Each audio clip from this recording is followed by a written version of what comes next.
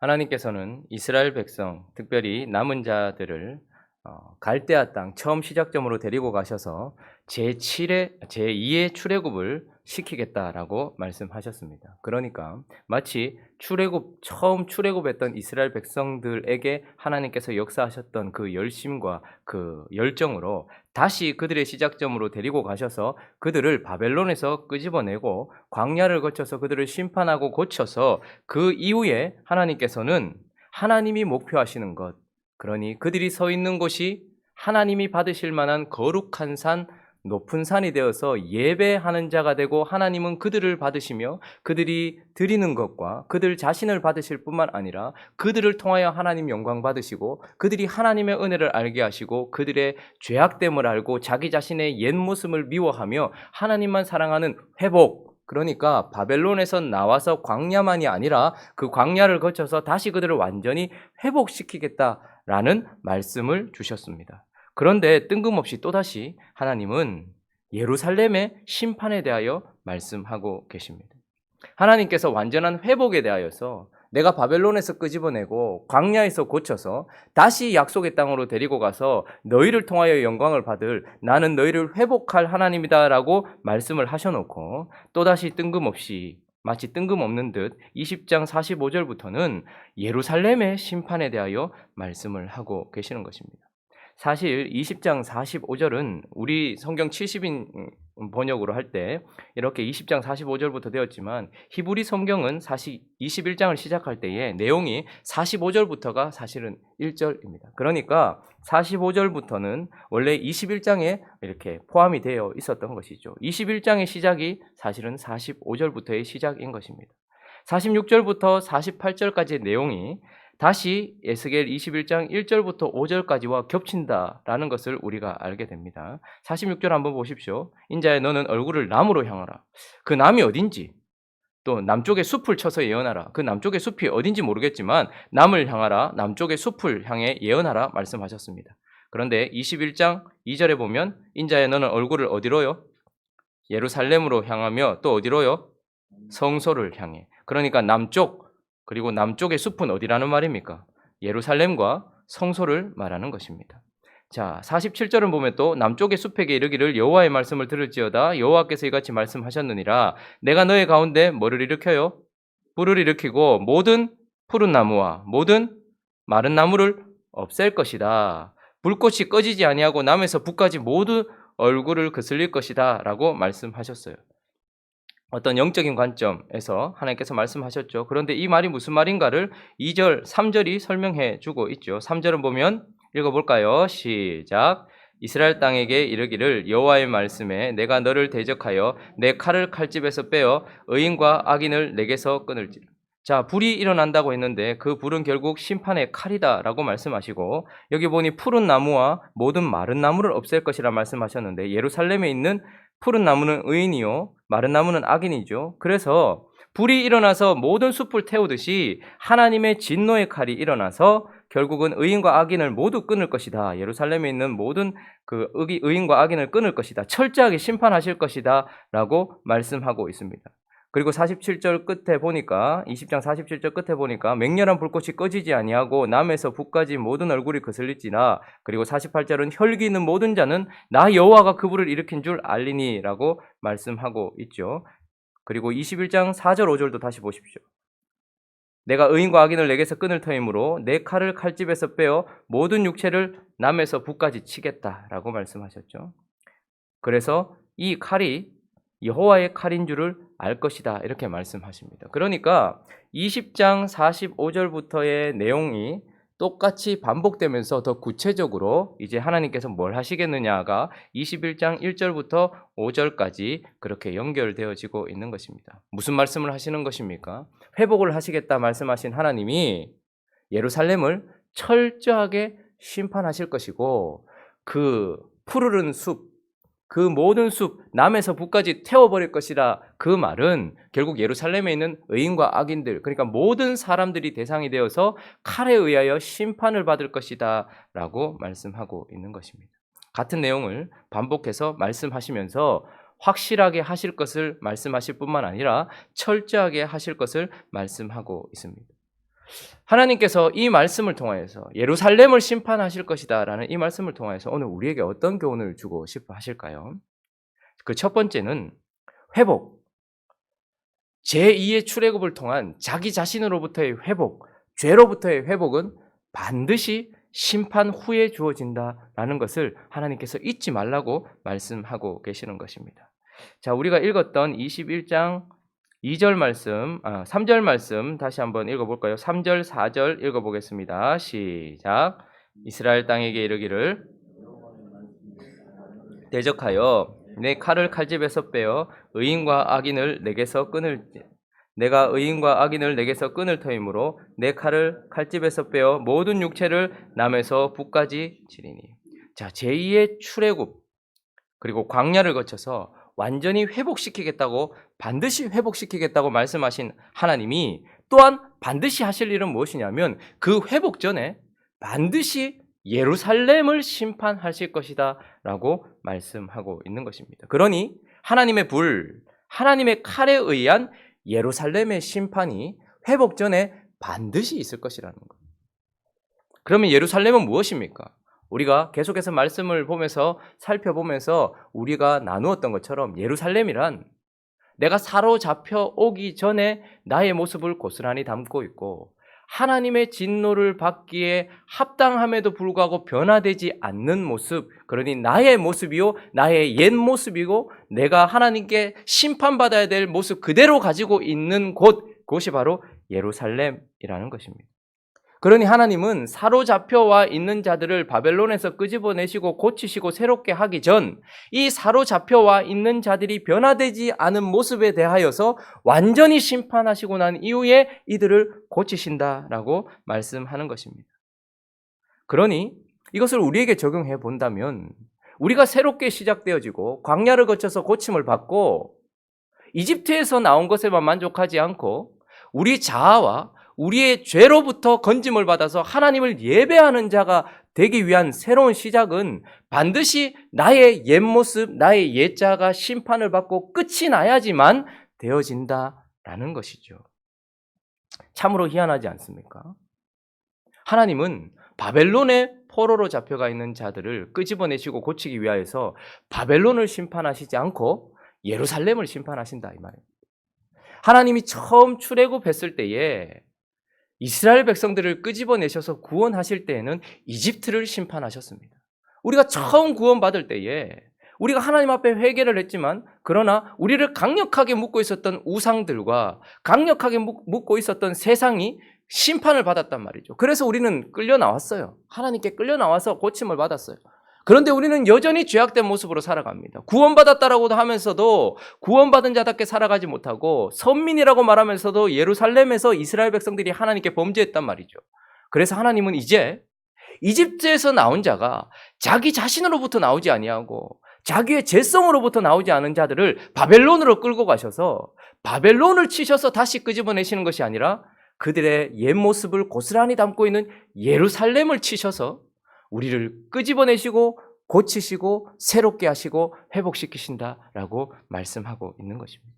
그러니 죄로부터의 구원, 나 자신으로부터의 옛자로부터의 구원은 바로 세상 바벨론을 심판해서가 아니라 나의 옛자를 심판해서 하나님께서 그렇게 하신다라는 거예요.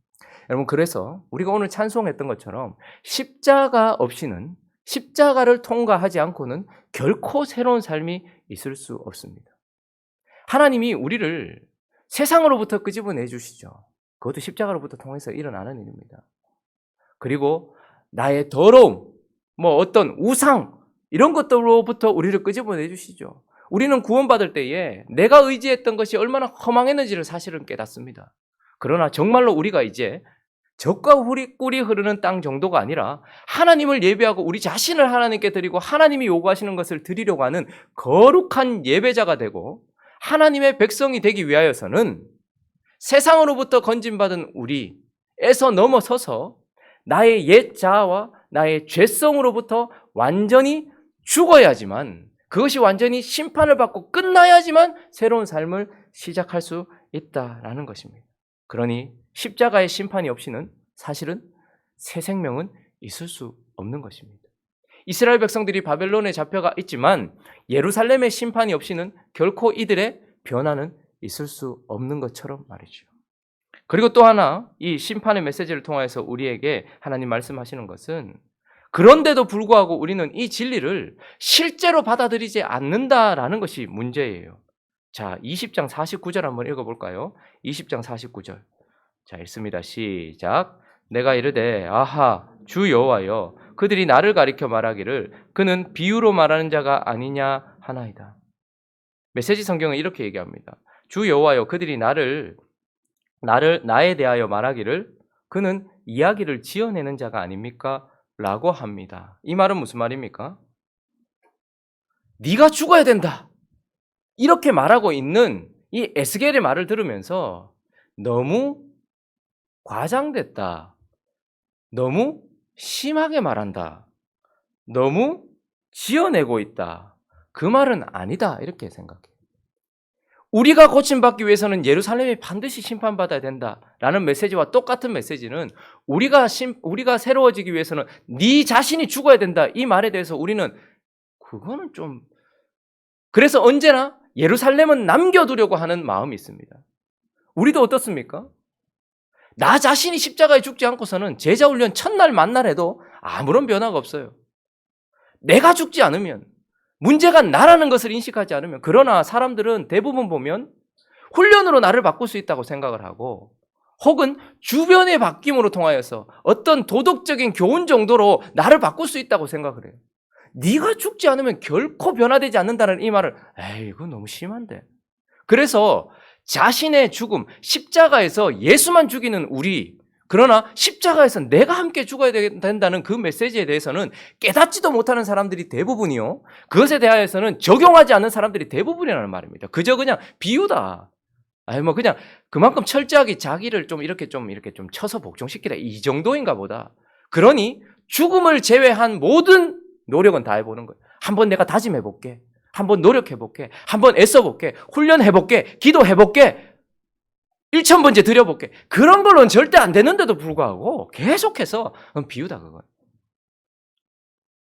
여기서 저와 여러분들을 포함해서 우리가 변화되지 않는 이유는 우리도 이들처럼 그건 비유다라고 생각하기 때문입니다. 사람이 왜 변화되지 않는 줄 아십니까? 성령이 약해서? 아니요. 말씀이 잘못되어서? 아니요. 내가 십자가에 죽지 않았기 때문입니다. 나의 옛자가 철저하게 처리되지 않았기 때문입니다. 그리고 나의 옛자아가 어떤 한 부분은 처리되어 있는데 모든 영역에서 처리되지 않은 거예요. 물질에 대해서는 됐어요. 그런데 거짓에 대해서는 여전히 옛자아가 살아있어요. 거짓말하던 예루살렘이 깨어져야지 진실하게 되고요. 음란하던 예루살렘이 완전히 심판받아야지 거룩하게 되고요. 그런데 분노하고 화내고 그리고 마음대로 행하던 나의 옛자 예루살렘이 완전히 깨어져야지 온유할 수 있단 말입니다. 그런데 이 모든 것들은 죽음으로만 심판으로만 되는 것이지 훈련과 연습과 다짐으로 되는 게 아니에요. 그런데 교회는 그리고 우리 자신은 끊임없이 다른 방법으로 될 것처럼 생각을 해요. 40일 특별기도 한번 해볼까? 100일 한번 기도해볼까? 15일 금식 한번 해볼까? 그것은 심판 이후에 적용이 되는 것이지 그것으로는 안 된단 말입니다. 그런데 많은 사람들은 예루살렘의 철저한 심판만 제외해놓고 그냥 변화되기를 원해요. 우리는 오늘 이 아침에 예루살렘의 심판의 의미를 깊이 새겨야 됩니다. 그것과 함께 그 예루살렘이 철저하게 심판받았을 때에 이들이 드디어 바벨론에서 나오고 그들의 마음이 심판을 받고 고침을 받고 회복이 되어서 하나님을 예배할 수 있는 자로 거룩한 산에 서는 자로 되어진다라는 그 의미가 무엇인지를 철저하게 깨달아야 합니다. 십자가에서 죽는다는 것이 무엇인지, 십자가의 심판이 무엇인지, 그래서 예루살렘의 심판은 피할 수 없다 이 말을 자꾸 예루살렘이 회개했으면 괜찮을 텐데 그 말이 아닙니다. 예루살렘의 심판은 피할 수 없다 이 말은 우리가 십자가를 통과하지 않으면 결코 새 생명으로 살아갈 수 없다는 말과 동일한 것입니다. 그러니 어떤 부분에 있어서든 우리가 새 생명으로 하나님이 받으실 만한 예배하는 삶을 살기 위하여는 우리는 반드시 예루살렘의 심판이 있어야 되고 십자가에서 내가 죽어야지만 어떤 사람은 끊임없이 거짓말을 시켜요. 그런데 거짓을 선포하고 말하던 그 사람이 십자가에서 처리되지 않았는데 어떻게 진실이 나오겠습니까? 내가 한번 거짓말 안 시키도록 노력해볼게. 결코 되지 않는 것입니다. 그래서 에스겔은 말합니다. 내가 이렇게 말하는데 사람들은 내가 말을 지어낸다고 말하고 과장한다라고 말하고 심하게 말한다라고 말하고 비유로 말한다라고 말합니다. 우리도 그렇지 않은지 살펴봐야 되겠죠. 마지막으로 한 가지 더 이 심판 메시지를 통해서 하나님께서 우리에게 들려주시는 어떤 교훈은 이 심판의 불과 이 심판의 칼에 대해서 바로 바라볼 줄 알아야 한다라는 것입니다. 자, 47절 다시 보시면 남쪽의 숲에게 이르기를 여호와의 말씀을 들을지어다 주 여호와께서 이같이 말씀하셨느니라 내가 너희 가운데 불을 일으켜. 자, 누가 일으킨다고요? 내가 하나님께서 불을 일으켜서 모든 푸른 나무와 모든 마른 나무를 버리리니 맹렬한 불꽃이 꺼지지 아니하고 남에서 북까지 모두 얼굴을 거슬릴 것이다. 남에서 북까지 모든 영역을 다 그 불이 태우겠다. 그런데 그 불은 여호와께로부터 나왔다. 21장도 보면 4절에 보니까 똑같은 의미를 이제 더 명확하고 역사적으로 말해줍니다. 내가 의인과 악인, 푸른 나무와 마른 나무 내게서 끊을 텐데 내 칼을 칼집에서 빼어서 모든 육체를 남에서 북까지 치리니 전부 심판할 것이다. 이렇게 말씀하십니다. 그러니 지금 우리 눈에는 심판의 맹렬하게 타오르는 불과 우리를 죽이는 칼이 우리 눈앞에 있다는 것을 보게 됩니다. 그러나 이것을 영적으로 우리가 바라볼 수 있어야 하는 것입니다. 이 불은 무엇을 태우는 불일까요? 나를 소멸시키기 위한 불이 아니라 더러움을 제거하기 위해 타오른 불이라는 것을 바로 봐야 합니다. 이 칼은 나를 죽이기 위해서 들어지는 칼이 아니라 죄를 제거해서 나를 살리기 위하여서 지금 맹렬하게 그어지고 있는 칼이다라는 것을 볼 수 있어야 합니다. 그래서 그 불을 지난 예루살렘은 정금같이 깨끗해지고 그 칼을 지난 예루살렘은 생명을 얻는다라는 것을 우리는 알아야 하는 것입니다. 모든 불이 모든 것을 소멸시키는 것은 아닙니다. 어떤 불순물과 섞여 있는 그 금에게 지금 타오르고 있는 불은 더 정금을 만들기 위해서 타오르고 있다라는 것이고 모든 칼을 들고 있는 사람들은 다 우리를 죽이러 오는 것이 아닙니다. 나의 악성 종양을 잘라내고 나를 살리기 위하여 칼을 들고 오는 의사도 있다라는 것이죠. 그러니 하나님의 심판을 바라볼 때에 그것은 매우 우리를 두렵게 만들고 떨리게 만들지만 그러나 그 심판의 불과 심판의 칼을 지나면 우리는 반드시 생명을 얻고 깨끗함을 얻게 되고 정결함을 얻게 된다라는 것을 기억해야 하는 것이죠. 하나님 앞에 회복이 되어지고 하나님 앞에 예배를 드리며 하나님을 거룩하게 하기 위한 삶. 여러분, 이집트에서 나오는 것 이것도 참 대단한 거예요. 이제 세상 사람이 아니다. 이것도 참 대단한 것입니다. 그러나 이집트에서 나와서 세상의 우상을 품고 땅의 것을 마음에 품으며 이 땅에 있는 신까지 엎치고 덮쳐가면서 세상 사람처럼 살고 있었던 우리, 그저 이집트에서 나온 것 말고는 아무것도 없는, 그저 구원받았다라는 어떤 명찰 말고는 아무것도 없는 우리가 이제 하나님 앞에 거룩한 삶을 살아가고 하나님을 예배하며 하나님이 받으실 만한 자가 되기 위하여서는 이 바벨론에서 나와야 된다라는 거예요. 그런데 이 바벨론에서 나오기 위하여는 바벨론을 깨트리는 것이 아니라 예루살렘을 완전히 초토화시키면서 깨끗하게 해야 되는 것처럼 우리가 이제 하나님을 예배하고 하나님이 받으실 만한 그런 거룩한 존재가 되기 위하여서는 나의 옛 자, 나의 옛 모습이 완전히 심판받아야 되고 그것은 우리가 어디서 확인하는 것입니까? 사로잡힌 자들이, 바벨론에서 나온 자들이 이 심판을 예루살렘에서 확인했던 것처럼 우리는 그리스도의 십자가에서 그것을 확인해야 하는 것입니다.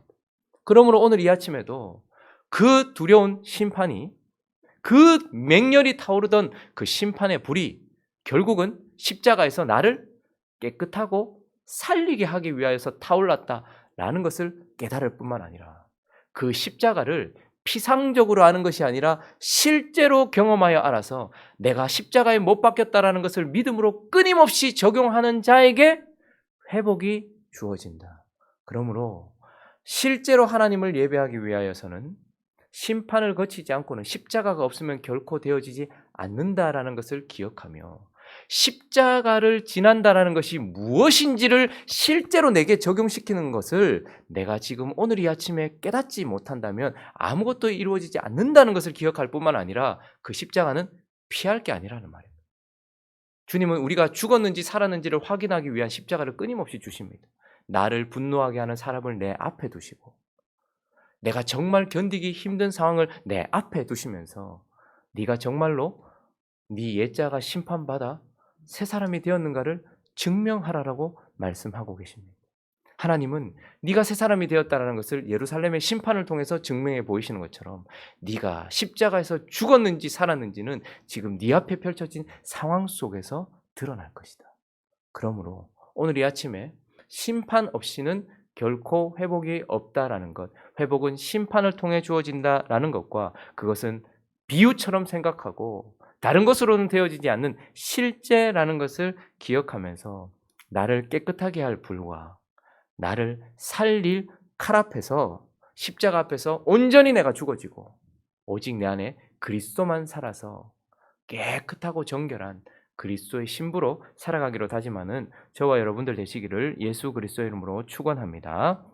같이 한번 기도하겠습니다. 어쩌면 에스겔의 이 심판 메시지를 들었던 사람들은 이해하지 못했을지도 몰라요. 왜 우리를 바벨론에서 건지는데 결국은 예루살렘을 자꾸 파괴한다 하시나.